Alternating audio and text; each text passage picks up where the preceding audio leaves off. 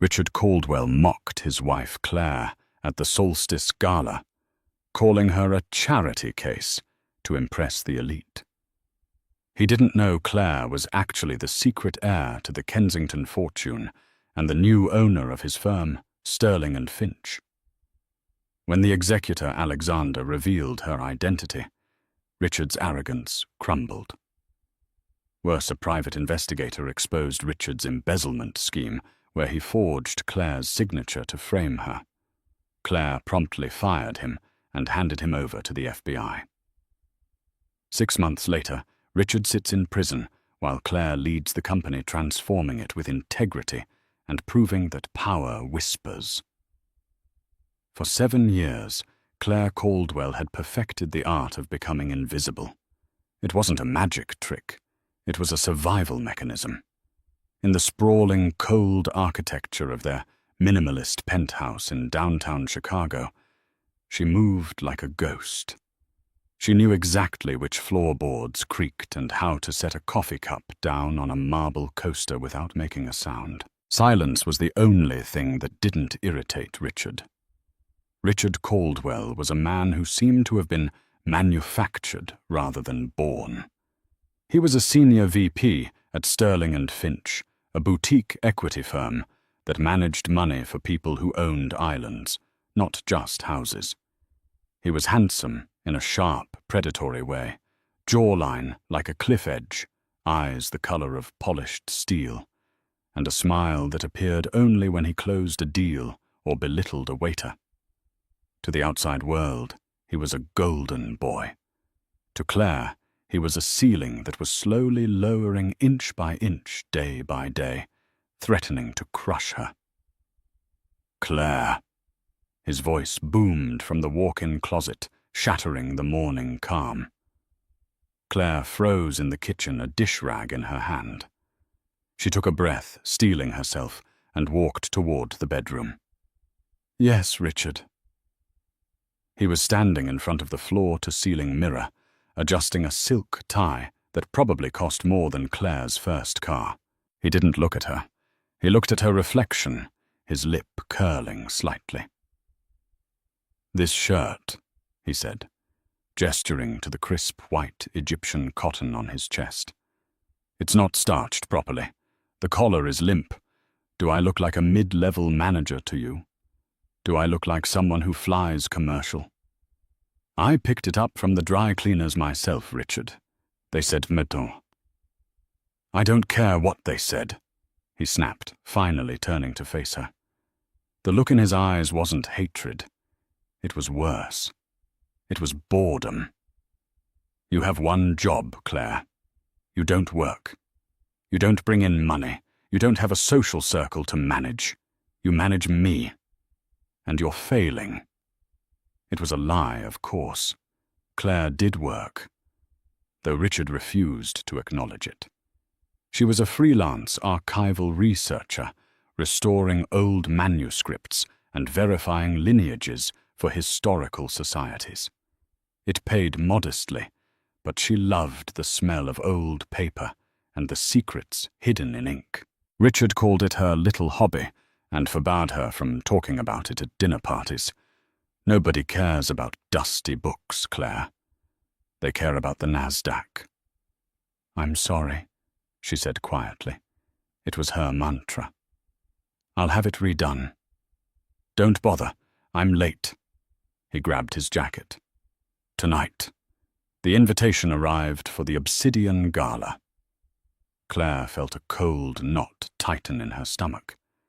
The Obsidian Gala was the event of the decade. Hosted by the enigmatic Kensington Trust, it was an invite-only gathering of the global elite. Rumors had been swirling for months that the Trust was finally going to announce the successor to the Kensington fortune, a lineage thought to have died out. "Are you taking me?" she asked. Usually, Richard took his executive assistant, a sharp-tongued woman named Jessica, who looked like she was carved out of ice and ambition. Richard laughed a short, barking sound. "Jessica is in Tokyo closing the Nakamura deal. You're the backup. Just try not to embarrass me, all right? Wear something expensive, or at least something that looks like it didn't come from a bin." He brushed past her, checking his reflection one last time. "And Claire, don't speak unless spoken to. These people are sharks. You're barely a minnow." As the elevator doors slid shut, sealing him away, Claire let out a breath she felt she'd been holding for years. She walked over to the window, looking out at the grey skyline. Richard thought she was a minnow. He thought she was a nobody from a small town in Ohio, with no family and no history. He was right about the Ohio part, but he was wrong about the history. Claire walked to her small desk in the guest room, the only room Richard rarely entered, and unlocked the bottom drawer. Inside wasn't jewelry or cash. It was a letter yellowed with age, postmarked from Zurich, and a heavy signet ring bearing a crest of phoenix rising from a fortress. She ran her thumb over the wax seal. Tonight was the Obsidian Gala. The Kensingtons were hosting. "I won't embarrass you, Richard," she whispered to the empty room. "But you might find the evening enlightening." The limousine ride was suffocating. Richard spent the entire 40 minutes on a call barking orders about shorting a pharmaceutical stock. Claire sat in the corner, smoothing the fabric of her dress. She had disobeyed him. He had thrown a credit card at her and told her to buy something flashy from a designer he liked. Instead, she had worn a vintage gown she found in a specialty boutique. It was a deep midnight blue velvet, high-necked and long-sleeved, with an open back that added a touch of severe elegance. It didn't scream money. It whispered class. Richard ended the call as the car pulled up to the curb. He looked her up and down, his nose wrinkling. "I gave you $5,000, he muttered, "and you look like a Victorian librarian." "It's vintage Holston, Richard," she said calmly. "It's depressing," he countered. "Whatever. Just stay close to the wall. I need to find Beatrice Delacroix. If I can get 5 minutes with her, I can secure the merger." The venue was the Grand Vandever Hotel, a Gilded Age palace that smelled of orchids and old money. The paparazzi were a wall of flashing lights at the entrance. Richard stepped out, buttoning his jacket, putting on his master of the universe smile. He grabbed Claire's arm, not affectionately, but with a grip tight enough to leave a bruise, and pulled her onto the red carpet. "Smile," he hissed through his teeth as the cameras flashed. "Look like you belong here." Inside the ballroom was a sea of black ties and diamonds. A string quartet played Debussy in the corner, but the music was drowned out by the hum of deals being made. Waiters moved like shadows, offering trays of caviar and gold-flaked truffles. Claire felt the familiar wave of anxiety. But tonight it was different. Tonight she felt a strange vibrating energy in the air. She scanned the room. She recognized faces from the news tech moguls, royalty heirs to oil fortunes, and then she saw him. Standing on a raised platform near the back was a man with silver hair and a posture that suggested he carried the weight of the world with ease. Alexander Kensington, the executor of the trust. He was looking at the crowd, his eyes scanning faces. For a split second, his gaze landed on Claire. He didn't smile, but he gave a nearly imperceptible nod. Claire's heart hammered against her ribs. She looked away quickly. "Richard!" a voice boomed. A heavy-set man with a red face and a cigar, despite the smoking ban, waddled over. It was devout billionaire Thomas O'Leary, one of Richard's biggest clients. "Thomas!" Richard released Claire's arm instantly, extending his hand. "Good to see you. You remember." "My wife." He said "my wife," the way one might say "my old Volvo." Thomas glanced at Claire, barely registering her existence. Charmed. Richard, listen. I heard a rumor that the Kensington heir is actually in the building tonight. Can you believe it? $50 billion just sitting in an escrow account waiting for some long-lost brat to claim it. Richard laughed, sipping his scotch. It's a fairy tale, Thomas. There is no heir. The old man died without children. The trust is just putting on a show to drive up the value of their holdings before they liquidate. It's a classic pump and dump disguised as a pageant. You think so? I know so, Richard said arrogantly. If there was an heir, they'd be someone of consequence. You don't hide that kind of pedigree. You wear it. Claire took a sip of her sparkling water. You don't hide it, she thought, unless knowing who you are puts a target on your back. Go get me another drink, Claire, Richard said, handing her his empty glass without looking at her. Thomas and I need to talk strategy. Claire took the glass. She was being dismissed. As she walked toward the bar, she felt eyes on her. Not Richard's, not Thomas's, but the eyes of the staff. The head waiter, a man she recognized from previous events, caught her eye. He didn't look through her this time. He looked deferential. Mrs. Caldwell, the bartender said, before she even ordered. Mr. Kensington has requested that the 78 Macallan be reserved for the special guests, but he specifically asked if you would like a glass. Claire froze. I think my husband wants a scotch and soda. The bartender smiled a genuine knowing smile. Of course. And for you, madam, just water. Thank you. She returned to Richard, who was now encircled by a group of young, hungry associates and the stunning Beatrice Delacroix. Beatrice was everything Claire wasn't, loud blonde, and wearing a dress that was more skin than fabric. Richard was in his element. He was holding court. Oh, look, she's back, Richard said, as Claire approached. The group turned to look at her. Beatrice smirked. Is this the little wife? Beatrice asked, her voice dripping with faux sweetness. Richard talks about you, occasionally. Here's your drink, Richard, Claire said, extending the glass. Richard didn't take it immediately. He let her hold it there, her arm outstretched for a few uncomfortable seconds. A power play. You know, Richard said to the group, loud enough for the nearby tables to hear. I was just telling Beatrice about our honeymoon, or rather the lack of one. The group chuckled. Claire here is terrified of flying, Richard lied. And boats, and really anything that involves leaving the house. I tried to take her to the Maldives, and she had a panic attack in the terminal. We ended up spending 2 weeks in her aunt's cabin in Wisconsin. It was a complete fabrication. Richard had cancelled their honeymoon to go on a golf trip with his boss. Oh, you poor thing, Beatrice cooed, touching Richard's arm. It must be so hard, Richard being married to someone so fragile. It's a charity project, really, Richard said, taking the drink finally. But I'm a patient man. Everyone needs a hobby. Some people collect cars. I collect broken things. The group erupted in laughter. Heat rose in Claire's cheeks, not from embarrassment, but from a sudden white-hot fury.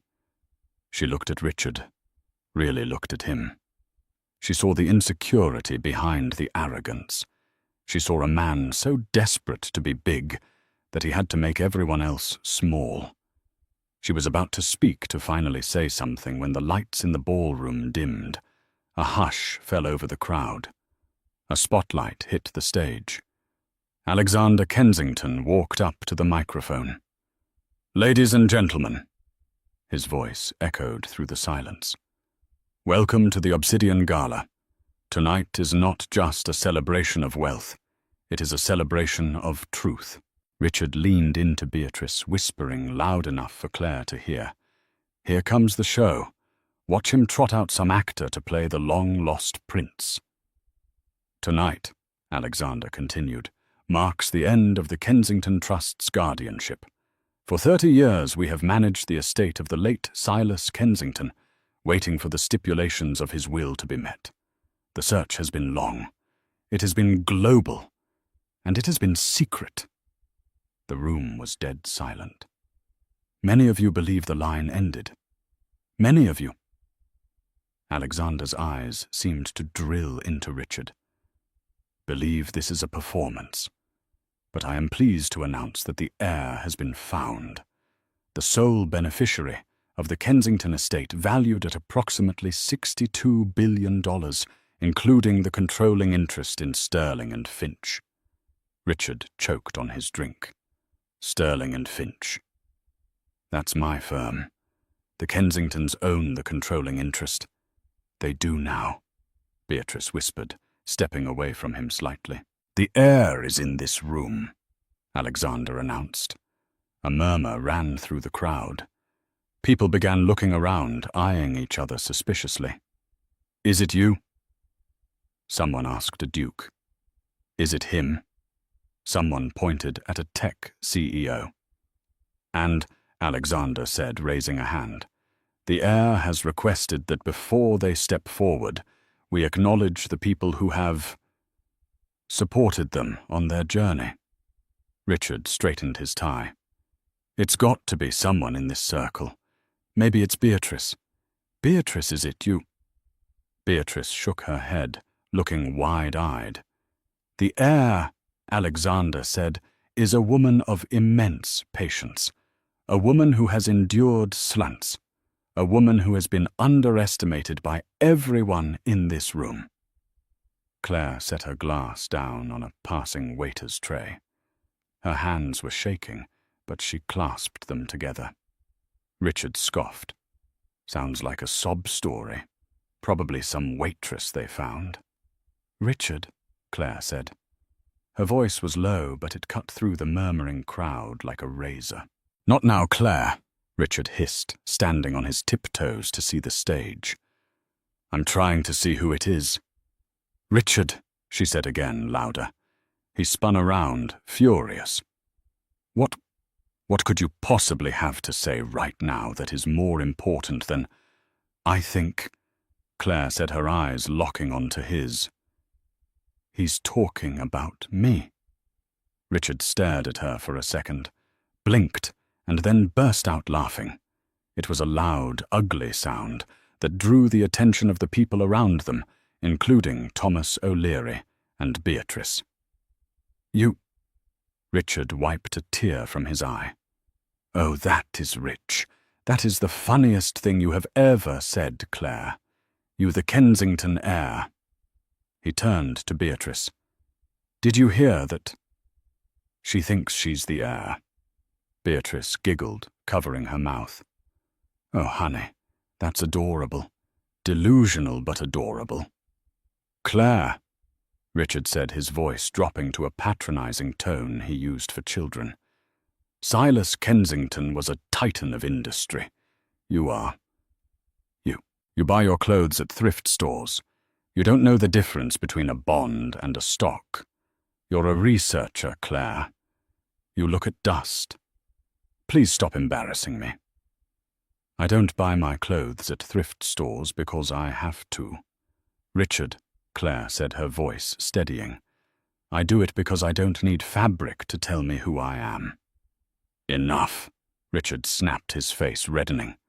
"Sit down and shut up. You're making a scene." But the scene was already being made, because Alexander Kensington was no longer looking at the crowd. He was walking down the stairs of the stage. The spotlight was following him. He moved through the parted sea of billionaires like a shark through water. He walked past the Duke. He walked past the tech mogul. He was heading straight for the cluster of people where Richard was standing. Richard straightened up, puffing out his chest. "He's coming here," he whispered to Thomas. "He's coming to me." I told you I'm up for partner next month. Maybe he knows my work." Richard stepped forward, extending his hand as Alexander approached. "Mr. Kensington, an honor. Richard Caldwell, Sterling and Finch. I've admired your—" Alexander Kensington walked right past Richard's outstretched hand. He didn't even slow down. He brushed past Richard's shoulder, knocking him slightly off balance. Richard stumbled, turning around in shock. "Excuse me." Alexander stopped. He was standing 3 feet in front of Claire. The entire ballroom went silent. The music had stopped. The clinking of glasses had ceased. Every eye in the room was fixed on the woman in the midnight blue velvet dress. Alexander Kensington bowed. It wasn't a nod. It was a deep, formal bow, the kind reserved for monarchs. "Madame," Alexander said, his voice carrying in the silence, "we have awaited your command." Claire looked at Alexander. Then she slowly turned her gaze to Richard. Richard's face had gone the color of ash. His mouth was opening and closing, but no sound was coming out. Beatrice had backed away, her hands trembling. "Thank you, Alexander," Claire said. Her voice was different now. The softness was gone, replaced by a cool, regal authority. "I believe it is time." "Time for what?" Richard squeaked, finding his voice. "Claire, what is this? Is this a prank? Did you hire him?" Claire ignored him. She stepped forward, Alexander falling into step just behind her right shoulder, the position of a bodyguard and advisor. "Alexander," Claire said, "could you please clarify for my husband? Sorry, my current husband, the exact nature of the Sterling and Finch ownership structure." Alexander pulled a document from his jacket pocket. "Certainly, madame. The Kensington estate holds 51% of the voting shares of Sterling and Finch. Effectively, you own the company Mr. Caldwell works for." "I see," Claire said. She turned to Richard. "So, Richard, about that promotion you were expecting." "Claire," Richard stammered, sweat beading on his forehead. He looked around at the crowd, seeing their expressions morph from amusement to shock to calculation. They were realizing the power had just shifted. "Claire, baby, let's talk about this in private. This is a lot to process." "In private?" Claire raised an eyebrow. "Like the way you mocked me in private this morning, or the way you mocked me in public 5 minutes ago." She turned to the crowd. She saw the faces of the people who had laughed at Richard's jokes about her. "Richard loves to tell stories." Claire addressed the group, her voice ringing clear. "He told you I was a charity case. He told you he picked me up from the gutter." She took a step closer to Richard. He actually shrank back. "My mother was Silas Kensington's only daughter," she said. "She left this world because she hated the hypocrisy of people like you, Richard. She wanted me to grow up understanding the value of $1, not just the price of it. I lived simply because I chose to. I married you because I thought you were different. I thought you were ambitious, yes, but decent." She paused, letting the silence hang heavy. "I was researching Richard, but I wasn't researching history. I was researching you." "Me?" Richard whispered. "I wanted to see who you became when you thought no one important was watching," Claire said. "I wanted to see how you treated the minnow, and for 7 years you showed me exactly who you are." "Claire, please." Richard reached out for her hand. "I love you. It was just stress. It's the market.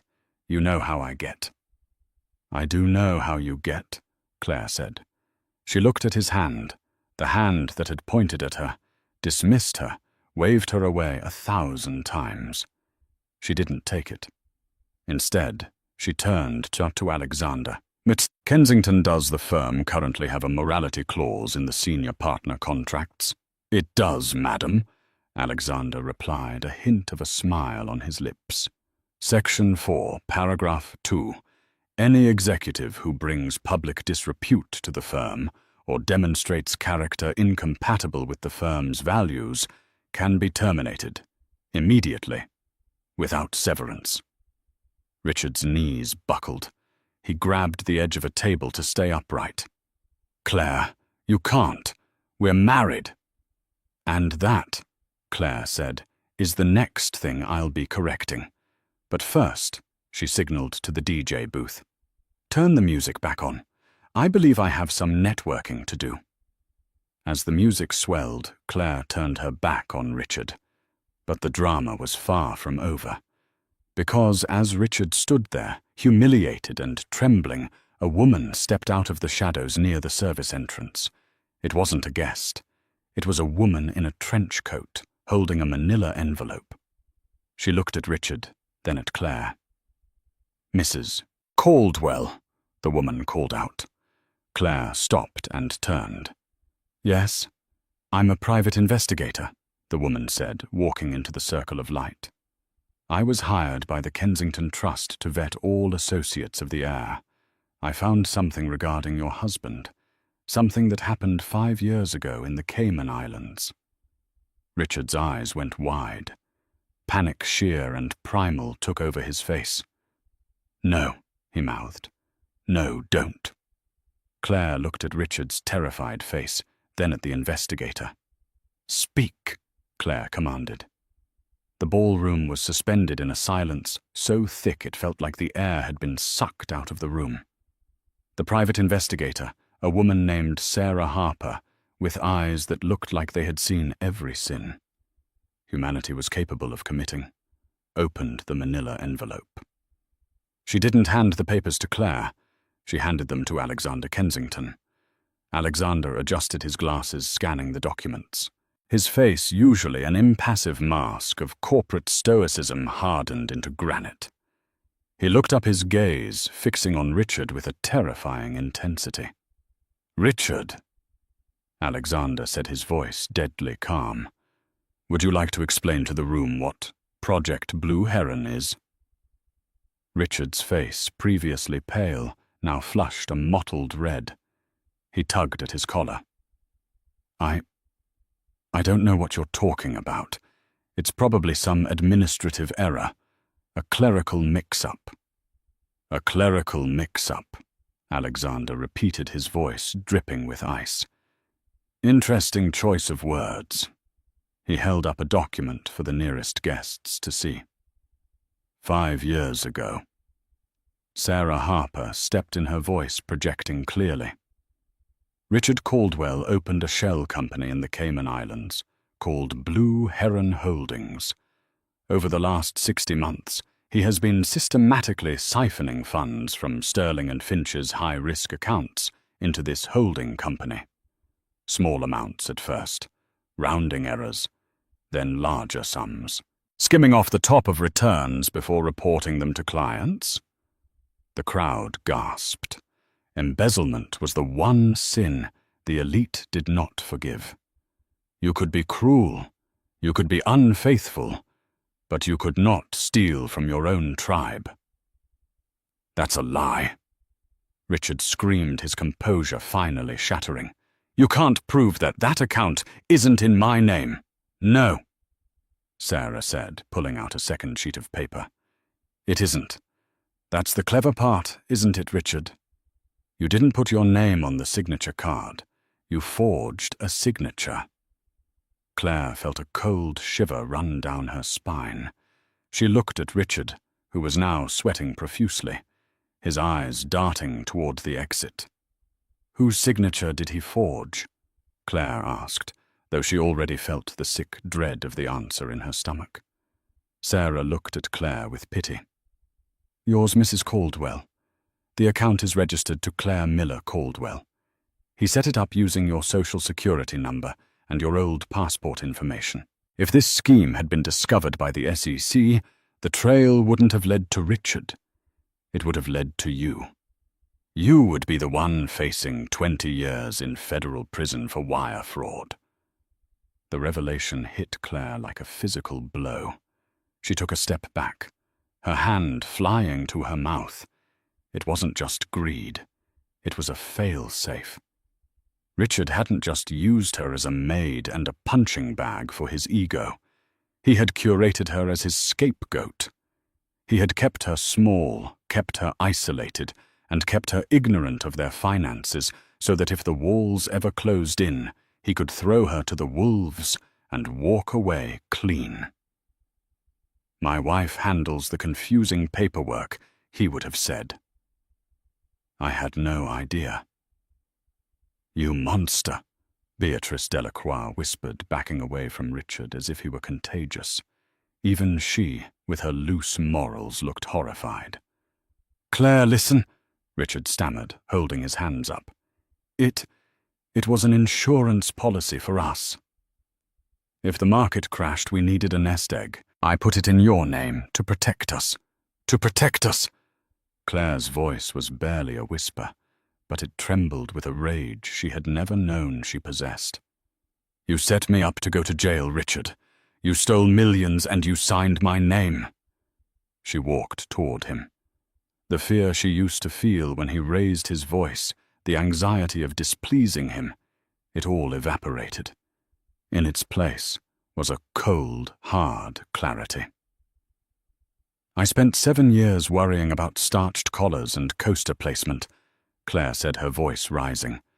"I walked on eggshells to keep you happy, and all that time you were building a cage for me."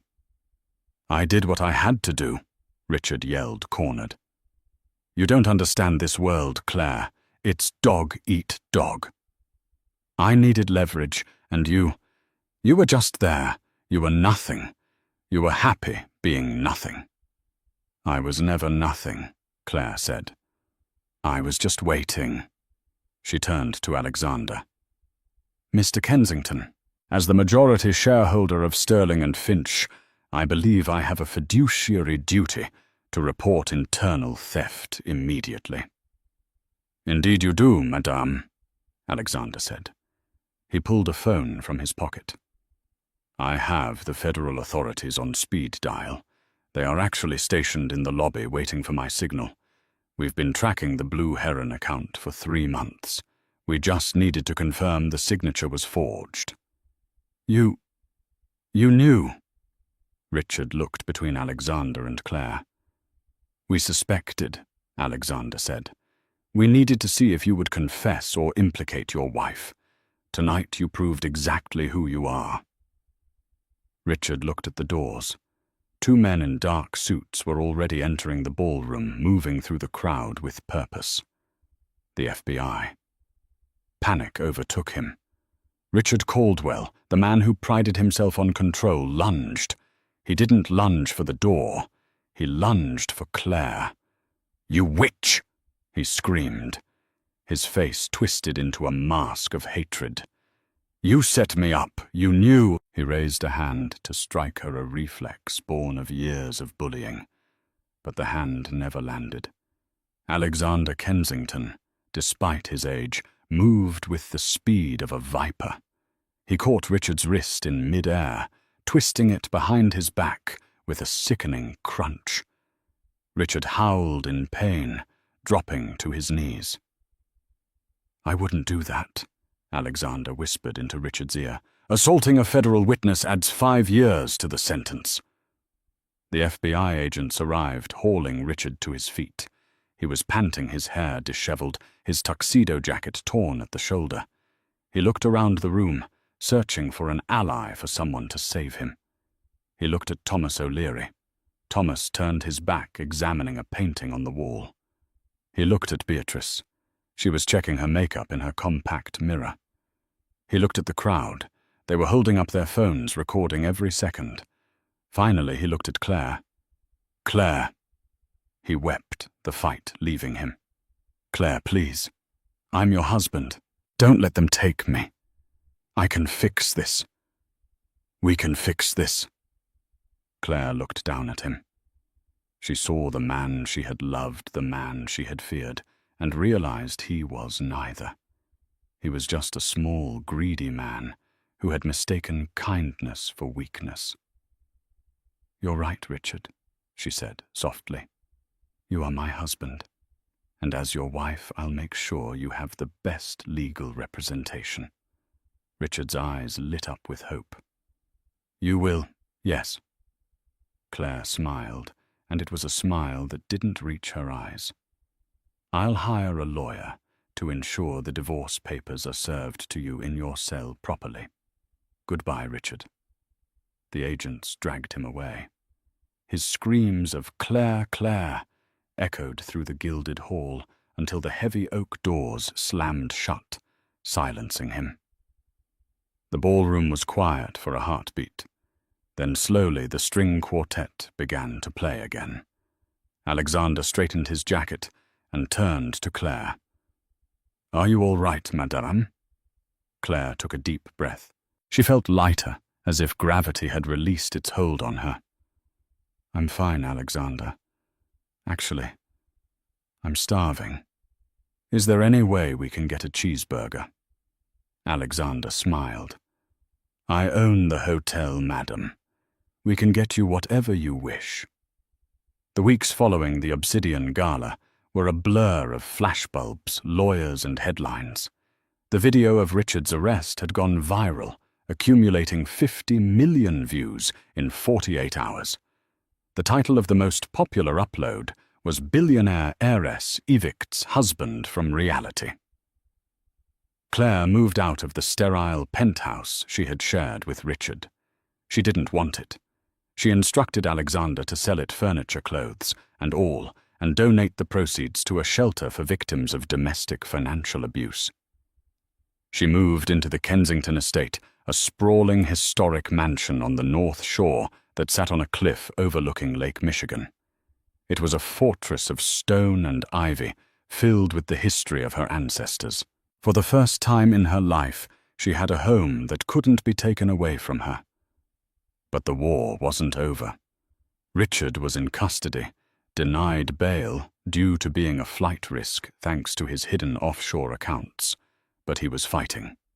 He had hired a sleazy defense attorney named Saul Vance, no relation to the banned name list known for getting white-collar criminals off on technicalities. Claire sat in the library of the Kensington estate, surrounded by stacks of leather-bound books. Alexander sat across from her, pouring tea. "He's pleading not guilty," Alexander said, placing a document on the desk. "His lawyer is arguing that you were a willing participant in the Blue Heron scheme. He claims you signed the documents yourself and are now framing Richard to keep the Kensington fortune to yourself." Claire laughed, a dry, humorless sound. "He's delusional. The handwriting experts have already confirmed the forgery." "He knows he can't win on the facts," Alexander warned. "He's trying to win in the court of public opinion. He's leaking stories to the tabloids, painting you as the unstable, vindictive wife. He's saying you were mentally ill, that he was your caretaker." Claire's hands tightened around her teacup. "He's still trying to control the narrative, even from a jail cell." "We need to cut off his oxygen," Alexander said. "We have the criminal charges locked down, but the divorce, that is where he thinks he can hurt you. He is demanding spousal support. He claims he became accustomed to a certain lifestyle, a lifestyle he claims he provided, but which he is now arguing he deserves compensation for because your secret wealth caused him emotional distress." "He wants alimony?" Claire asked, incredulous. "From the woman he tried to frame for a felony?" "The law can be peculiar," Alexander admitted. "However, I have taken the liberty of arranging a meeting with his legal team. They want a settlement. They want $10 million to go away quietly and stop the press leaks." Claire stood up and walked to the window. She watched the waves crash against the rocks below. $10 million, she mused. "That's a lot of money, even for me." "It is pocket change to the estate," Alexander reminded her. "But it is the principle." "No." Claire turned around. Her eyes were hard. He doesn't get a settlement. He doesn't get a payoff. If I give him 10 million, he wins. He walks away thinking he outsmarted me one last time. Then what do you propose? I want to meet him, Claire said. Madam, I advise against that. He is dangerous. He's in a supervised visitation room behind bulletproof glass, Claire said. He's not dangerous anymore. He's just pathetic. I need to look him in the eye, Alexander. I need him to know that the checkbook is closed. The Cook County Metropolitan Correctional Center was a stark contrast to the grand Vanderveer Hotel. The walls were cinder block, painted a depressing shade of institutional green. The air smelled of floor wax and stale sweat. Claire sat on a metal stool. On the other side of the thick glass sat Richard. He looked terrible. His designer haircut had grown out shaggy and unkempt. He was wearing an orange jumpsuit that washed out his complexion. The arrogance was still there, but it was brittle now like a cracked mask. He picked up the phone receiver. Claire did the same. "You look expensive," Richard said, his eyes raking over her cashmere coat. "Spending my money." "It was never your money, Richard," Claire said calmly. "It was never even our money. It was stolen money." "I made you," Richard sneered. "Before me, you were a nobody librarian. I gave you a life. I gave you status." "You gave me an ulcer," Claire corrected. "And anxiety. And a deep-seated belief that I wasn't enough. But let's skip the nostalgia. Your lawyer wants $10 million. It's a fair price." Richard leaned in, fogging up the glass. "Think of the headlines, Claire. Secret heiress was a mental patient." How Claire Caldwell begged her husband to commit fraud. "I can make things very ugly for you. The Kensingtons value privacy, don't they? How much is your privacy worth?" Claire looked at him, really studying him. She realized she didn't hate him anymore. Hate required energy. She just felt a profound sense of disappointment that she had wasted 7 years on a man so hollow. "You think you have leverage," Claire said. "But you're missing a piece of the puzzle." "I have plenty of leverage. I know where the bodies are buried." "Richard," Claire sighed. "Do you remember the prenuptial agreement?" Richard laughed. "We didn't sign one. I insisted on it, because I thought you were a gold digger. Best mistake I ever made. That means I'm entitled to half of everything acquired during the marriage. And since you inherited the trust during the marriage—" "Actually," Claire interrupted, "inheritance is generally excluded from marital assets in Illinois. But that's not the point. The point is I didn't sign a prenup. But you signed a morality clause with Sterling and Finch. So they fired me. Old news." "Yes," Claire said. "But do you know who holds your personal debt? The mortgage on the penthouse? The loans for your Aston Martin? The credit line you used to gamble in Vegas?" Richard frowned. "The bank holds them." "Not anymore." Claire smiled. "Sterling and Finch bought to the debt packages from the bank last week. It's a common practice for distressed assets." Richard went still. "I own your debt, Richard. All $4 million of it. And since you are currently unemployed, incarcerated, and have no assets because the government seized your accounts," she leaned in closer to the glass, "I am calling in the loans immediately." Richard's mouth opened, but no words came out. "If you continue to leak stories to the press," Claire said, her voice dropping to a whisper, "I will ensure that not only do you stay in prison for the fraud, but I will bury you in civil lawsuits for the debt. You will never own a credit card again. You will never own a car. When you get out of here in 10 or 15 years, every penny you make bagging groceries will be garnished to pay me back."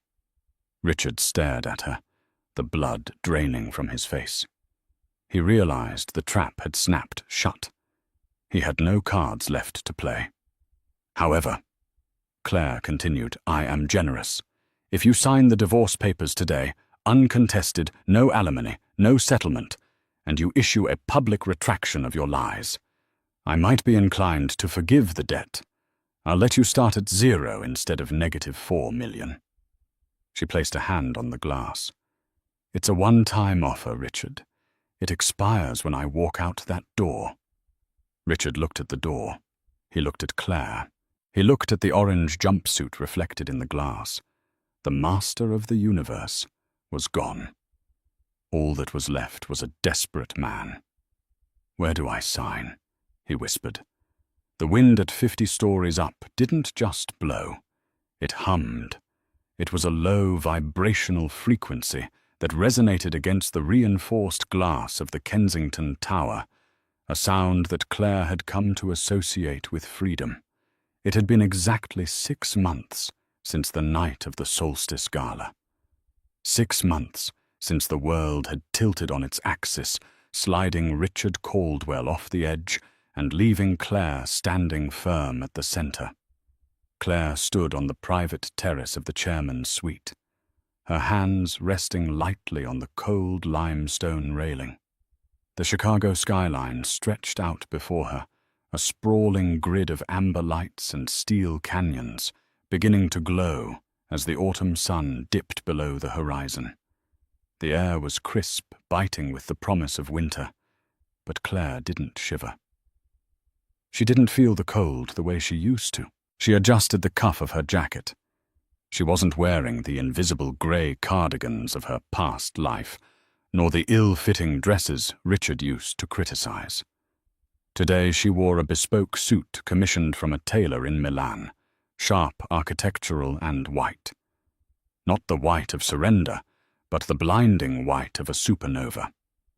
Her hair, once pulled back in a severe apologetic bun, was now cut into a sleek, chin-length bob that framed her face with precision. She took a sip of her espresso, the bitter warmth grounding her. From this height, the people down on the street were just specks. Minnows Richard would have called them. But Claire didn't see minnows. She saw the city she now helped shape. In the last half-year, she had cleaned house. Sterling and Finch was no longer the predatory shark tank Richard had thrived in. Under her direction, and with Alexander's ruthless efficiency in executing her vision, they had pivoted. They had divested from the volatility of high-frequency trading and moved into sustainable infrastructure and ethical tech. The old guard, the men who had laughed at Richard's jokes about his charity case wife, had been systematically interviewed, evaluated, and in many cases escorted out of the building with their severance packages and non-disclosure agreements.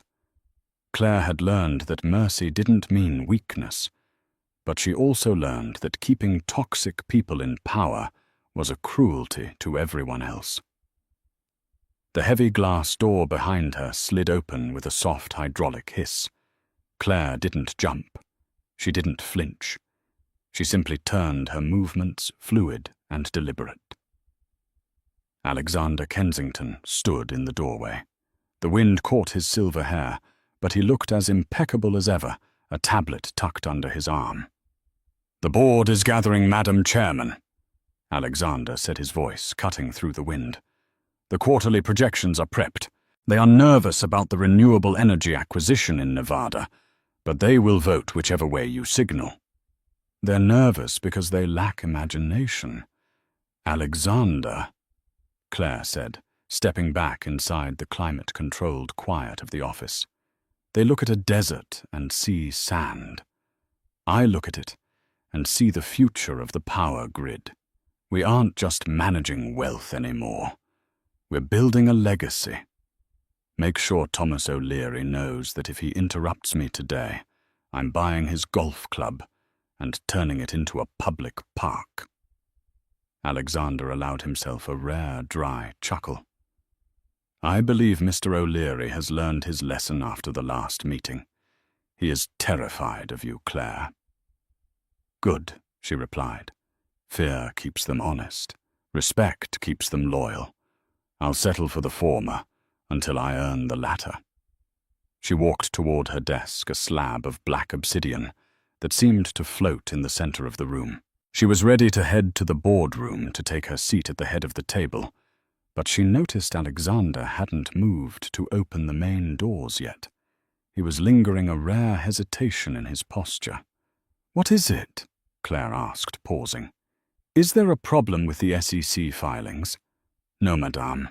The filings are perfect," Alexander said. He reached into the inner pocket of his blazer. "The mail arrived while you were on the terrace. Most of it was screened by the assistants as per protocol. But this was marked as personal. It bypassed the filters because of the return address." He held out a white envelope. It wasn't the thick, creamy cotton paper used by their investors. It was cheap, thin wood pulp paper, the kind you could see through if you held it up to the light. The stamp was crooked, and in the top left corner, stamped in red ink, were the words, FCI, Terre Haute, Inmate Correspondence. Claire stared at the envelope. Her heart didn't race. Her palms didn't sweat.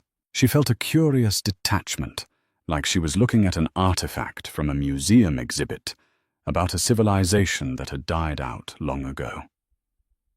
"From him?" she asked, her voice even. "Richard," Alexander confirmed. "Do you want me to shred it? Burn it? I can have it disposed of before you even touch it." Claire looked at the envelope, then at Alexander. "No," she said softly. "Give it to me." She took the letter. The paper felt gritty against her manicured fingers. She walked over to the floor-to-ceiling window, turning the envelope over. Her name was scrawled on the front. Claire Caldwell. He hadn't used her maiden name, nor had he acknowledged that she had legally dropped his surname weeks ago. To him, she was still a possession. She slid her finger under the flap and tore it open. Inside was a single sheet of lined yellow legal paper. The handwriting, once so sharp and aggressive, the handwriting of a man who signed checks with a flourish, was now cramped and erratic. It slanted downward, as if the words themselves were depressed. She unfolded it and read.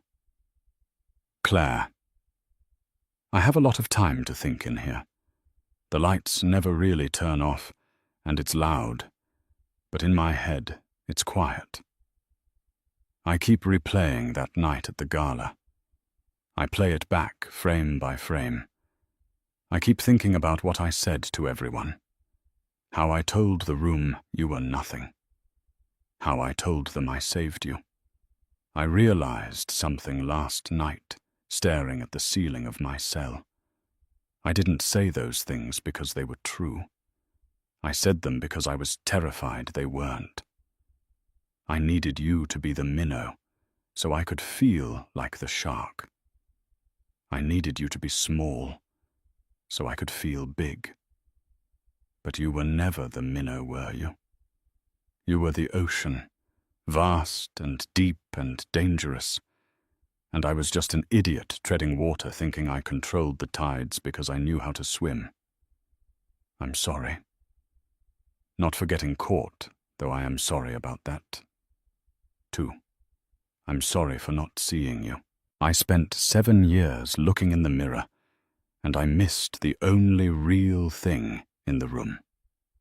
Claire read the words twice. A year ago, a letter like this would have broken her. She would have wept over the what-ifs. She would have searched for the man she thought she married between the lines of ink. She would have wondered if there was enough love left to salvage the wreckage.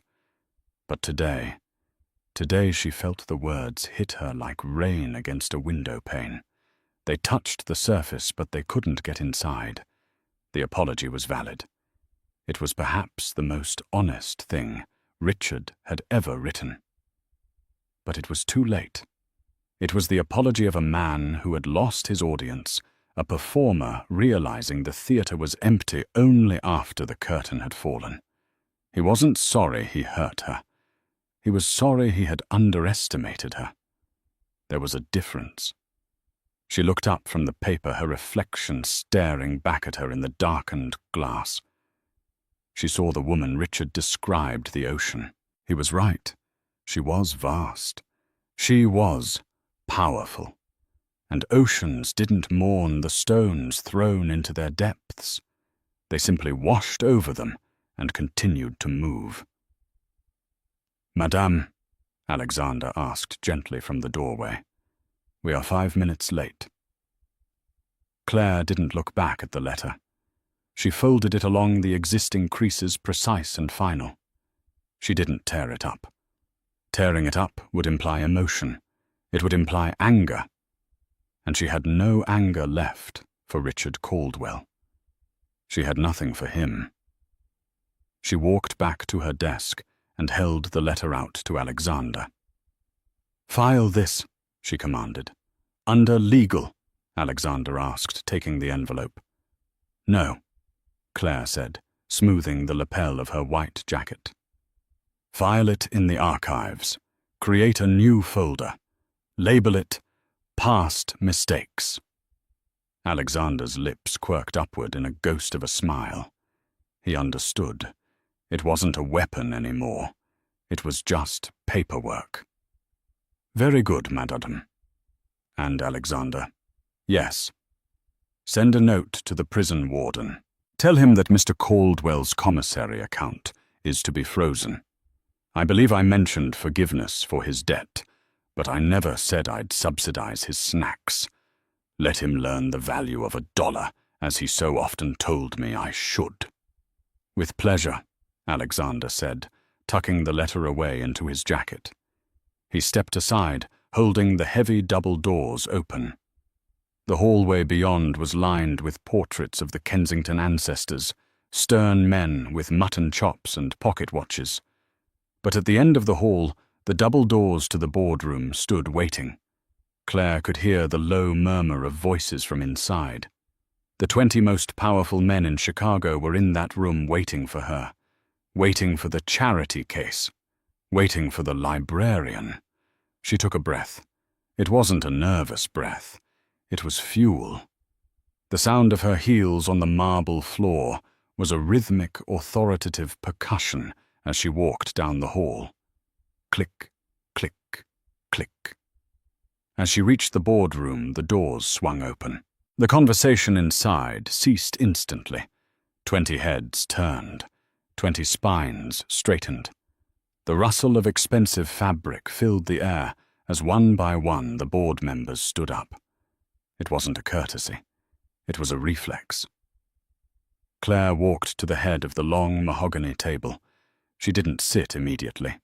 She placed her hands on the leather back of the chairman's chair and looked around the room, meeting the eyes of every man there.